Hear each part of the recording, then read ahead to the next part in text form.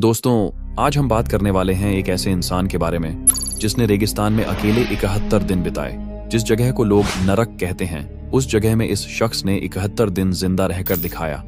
इन दिनों में उसने कीड़े मकोड़े खाकर जान बचाई। उसका शरीर ऐसा हो गया था जैसे उसमें सिर्फ हड्डियां बची हों। ये घटना मेरी पिछली घटनाओं से भी ज्यादा रोंगटे खड़े कर देने वाली है, क्योंकि समंदर में तो कभी ठंडी लहरें, कभी गर्मी और मछलियां मिल सकती हैं, और किसी न किसी तरह जिंदा रहने का सहारा भी। लेकिन इस नरक में बचने की कोई संभावना ही नहीं थी।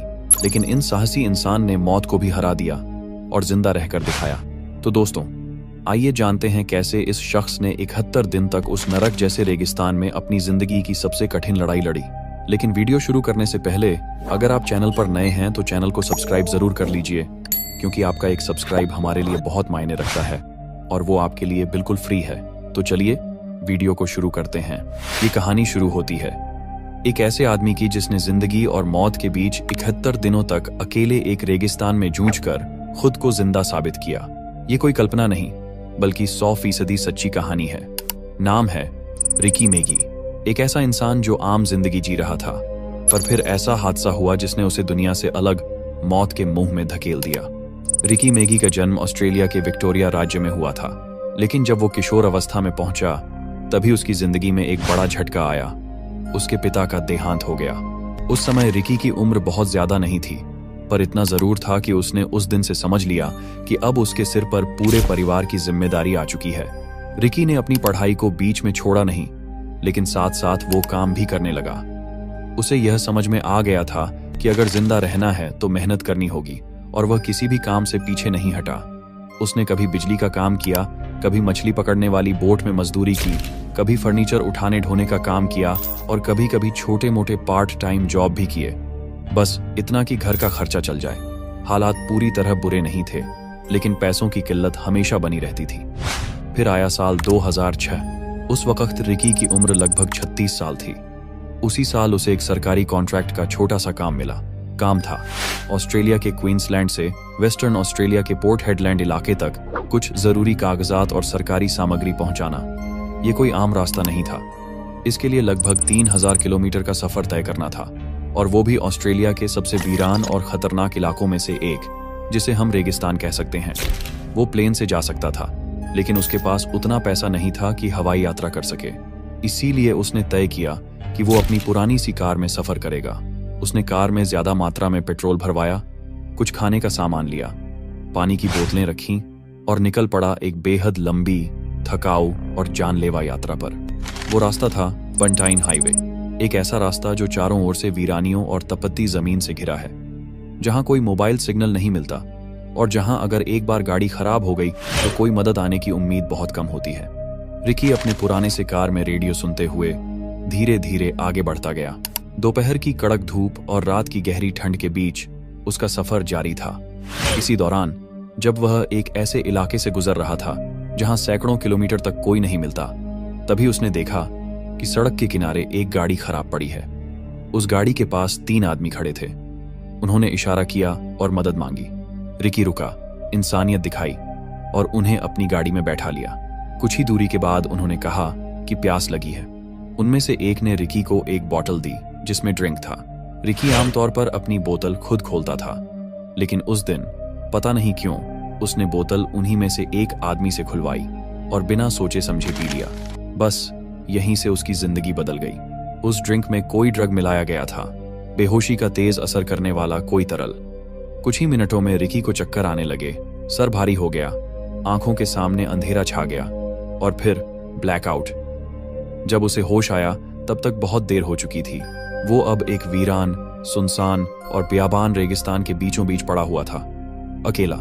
ना उसकी कार थी, ना जूते, ना फोन, ना बैग, ना खाना, ना पानी, कुछ भी नहीं। वो तीनों आदमी उसे लूटकर, ड्रग्स देकर रेगिस्तान में मरने के लिए छोड़ गए थे। रिकी ने अपने होश संभालते हुए जब चारों ओर देखा तो उसे समझ आ गया कि अब उसके सामने कोई नहीं है, मदद नहीं आएगी। उसे खुद ही ये लड़ाई लड़नी होगी, खुद से, भूख से, प्यास से, गर्मी से, जानवरों से और उस मौत से जो हर पल उसका इंतजार कर रही थी। रिकी मेगी अब उस वीरान रेगिस्तान के बीचों बीच अकेला खड़ा था। न कोई इंसान, न आवाज, न कोई उम्मीद, सिर्फ चुप्पी, गर्म हवा और तपती हुई जमीन जो हर कदम पर उसके पैरों को जलाकर राख कर देना चाहती थी। उसके पांव में न जूते थे न मोजे, वह बिल्कुल नंगे पांव था। और जमीन पर जो धूप की गर्मी पड़ी थी उसका तापमान 40 से 45 डिग्री सेल्सियस के बीच होगा। जमीन की रेत इतनी गर्म थी कि वो अंगारों जैसी लग रही थी। लेकिन रिकी जानता था, अगर जिंदा रहना है तो चलना होगा। हर कदम मौत से लड़ाई का एक हिस्सा था। गर्म रेत पर नंगे पैर चलना, वो भी तब जब शरीर में ना पानी हो, ना खाना और ना ही किसी इंसान की परछाई। वो हर कदम एक नई तकलीफ देता था। उसके पांव जलने लगे थे, छाले पड़ गए थे और चमड़ी जगह जगह से उतरने लगी थी। लेकिन वो रुका नहीं। दिन चढ़ते चढ़ते धूप ऐसी लगने लगी जैसे आसमान से आग बरस रही हो। शरीर जलने लगा, आंखें पथरा गईं और होंठ सूख कर फटने लगे। प्यास का आलम यह था कि गले से आवाज भी नहीं निकल रही थी। कई घंटों तक बिना रुके चलता रहा। शरीर ने जवाब देना शुरू कर दिया, लेकिन दिमाग अब भी जिंदा रहने की उम्मीद में काम कर रहा था। और तभी एक भ्रम, उसे दूर से ऐसा महसूस हुआ जैसे वहां कोई झील है, कोई पानी का तालाब। वो लड़खड़ाते हुए उस ओर दौड़ा और जैसे ही वहां पहुंचा वो सिर्फ रेत थी, आंखों का धोखा। उसके हाथों में रेत आई, पानी नहीं। शरीर अब टूटने लगा था, लेकिन अंदर कहीं एक कोना जिंदा रहने के लिए तड़प रहा था। फिर कुछ घंटों की ठोकर और भटकाव के बाद उसे दूर कहीं एक छोटा सा गड्ढा नजर आया, जिसमें थोड़ी सी चिपचिपी और गंदी सी पानी भरी थी। शायद कोई जानवर वहां आता होगा। उसने बिना सोचे समझे उस बदबूदार गंदे कीचड़ जैसे पानी को पी लिया। उसे पता था ये पीने लायक नहीं है, लेकिन उसे यह भी पता था कि अगर अभी पानी नहीं पिया तो कुछ ही घंटों में शरीर हार मान जाएगा, वो मर जाएगा। पानी पीकर उसे थोड़ी राहत मिली, लेकिन अब शाम हो रही थी, सूरज डूबने को था और रेगिस्तान की ठंडी हवाएं चलने लगी थीं। दिन में जो तपिश थी अब रात में वो कंपी में बदल गई। और सबसे बड़ी समस्या थी, कहां सोए। जमीन पर सोना मतलब कीड़ों, बिच्छुओं, सांपों के साथ सोना। लेकिन किस्मत से उसे कुछ दूरी पर एक गुफा जैसी जगह दिखी। वो हिम्मत करके वहां तक गया, अंदर झांका। अंधेरा था, पर कम से कम ऊपर सिर रखने के लिए छत थी।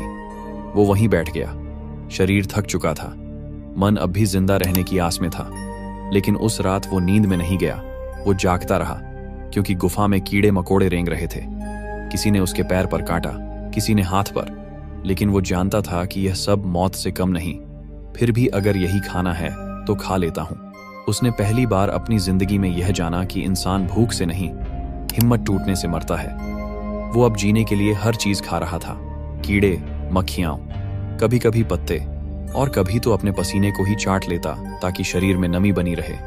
और वो रात, वो काली, डरावनी, सर्द रात उसकी जिंदगी की सबसे लंबी रात थी। लेकिन वो जिंदा रहा, क्योंकि लड़ाई अभी खत्म नहीं हुई थी। रेगिस्तान की आग उगलती रेत पर नंगे पांव चलता हुआ रिकी अब अपने होश और चेतना के बीच लड़खड़ाने लगा था। उसकी त्वचा जल चुकी थी, होंठ सूख चुके थे और शरीर सिर्फ हड्डियों का ढांचा बन चुका था। वो बस चल रहा था कहां, उसे खुद भी नहीं पता था। हर कदम जैसे मौत की ओर बढ़ रहा हो। तभी एक चमत्कार हुआ। रिकी की बंद होती आंखों पर एक बूंद गिरी, ठंडी, नरम, किसी फरिश्ते के स्पर्श जैसी। वो पल, जैसे आसमान ने खुद रोकर रिकी को जिंदा रहने का इशारा दिया। रिकी ने आंखें उठाईं। काले बादल गरज रहे थे, आसमान बिजली से चीर रहा था और फिर तेज बारिश शुरू हो गई। पहले बूंदें गिरीं, फिर पलक झपकते ही मूसलधार बारिश होने लगी। उस सुनसान रेगिस्तान में जहां हर जिंदा चीज मर जाती थी, वहीं कुदरत ने जैसे जिंदगी बरसानी शुरू की। रिकी ने एक पल भी गंवाया नहीं। वो घुटनों के बल गिरा, दोनों हाथों से रेत खोदनी शुरू की। उसे पता था ये मौका आखिरी हो सकता है। उसने 3 से 4 बड़े गड्ढे खोद डाले। हर गड्ढा उसके लिए एक जीवन का प्याला था। बारिश का पानी उन गड्ढों में भरने लगा। वो बार बार उनमें से पानी निकालकर पीता रहा। वो जितनी देर तक पी सकता था पीता रहा, क्योंकि वो जानता था कि यह बारिश कब थमेगी कोई नहीं जानता। रिकी की बंद होती सांसों को जैसे फिर से हवा मिल गई। उसका सूखा गला, फटी हुई जुबान, हर घूंट में जिंदगी महसूस कर रही थी। लगभग 1 से 2 घंटे बाद बारिश थम गई और फिर वही बेरहम सच्चाई वापस आई। रेत ने धीरे धीरे सारा पानी पी लिया। जितना भी पानी था सब जमीन के अंदर समा गया। रिकी खाली गड्ढों को देखता रहा। उनमें अब सिर्फ कीचड़ बचा था, लेकिन अब उसके भीतर फिर से जीने की आग जल चुकी थी। तब तक उसे रेगिस्तान में करीब 60 दिन हो चुके थे। हर दिन एक सदियों जितना लंबा लगता था। उसका शरीर अब बस एक कंकाल बन चुका था। हड्डियां बाहर झांक रही थीं, चेहरा पहचान से बाहर था। कभी चलती हुई गिरगिट को पकड़कर खाता, कभी खुद का पेशाब पीता और कभी सिर्फ कीड़े मकोड़ों से पेट भरता। दिन में तपती धूप, रात को जंगली जानवरों का डर और हर वक्त मौत की परछाई। फिर भी वो लड़ता रहा। हर बार जब वो गिरा, उसके भीतर की आवाज कहती, अभी नहीं, अभी जिंदा हूं। और फिर आया वो ऐतिहासिक 72वां दिन, 5 अप्रैल 2006। उस दिन वो रेगिस्तान में एक ऊबड़ खाबड़ टीले के पास बिल्कुल बेहोश पड़ा था, कपड़े फटे हुए, शरीर काला और आंखें बंद। उसी वक्त पास के बिरिंदुदू स्टेशन से गुजर रहे थे 2 लोग, ग्रेग हर्ड और मार्क क्लिफर्ड। उन्होंने दूर से कुछ अजीब देखा।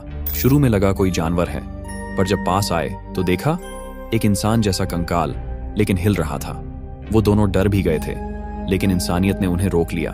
उन्होंने तुरंत हेलीकॉप्टर से मदद मंगवाई और रिकी को रॉयल डार्विन हॉस्पिटल पहुंचाया गया। वहां वो 6 दिन तक बेहोश रहा।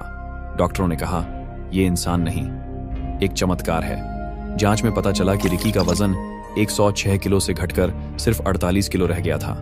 लगभग आधा शरीर खत्म हो चुका था। रिकी मेगी एक ऐसा नाम बन गया जिसने 71 दिन तक मौत से लड़ाई लड़ी और 72वें दिन 5 अप्रैल 2006 को जिंदगी को फिर से जिया। क्योंकि जब इंसान का इरादा जीने का होता है तो आसमान भी पानी बरसाता है, रेत भी पानी पीने देती है और मौत भी हार मान लेती है। धन्यवाद दोस्तों, आपने इस वीडियो को अंत तक देखा, इसके लिए दिल से शुक्रिया। अब सोचिए, अगर आप इस इंसान की जगह होते तो क्या आप भी इतने दिनों तक जिंदा रह पाते? आपके लिए कमेंट सेक्शन खुला हुआ है, जरूर बताइए, हम हर एक जवाब पढ़ते हैं। और हाँ दोस्तों, चैनल को सब्सक्राइब करना ना भूलें, क्योंकि आपका एक सब्सक्राइब हमारे लिए ऐसा है जैसे परिवार में कोई नया सदस्य जुड़ गया हो। तो चलिए दोस्तों, मिलते हैं अगली रोंगटे खड़े कर देने वाली सच्ची घटना के साथ। तब तक के लिए अलविदा और दिल से धन्यवाद।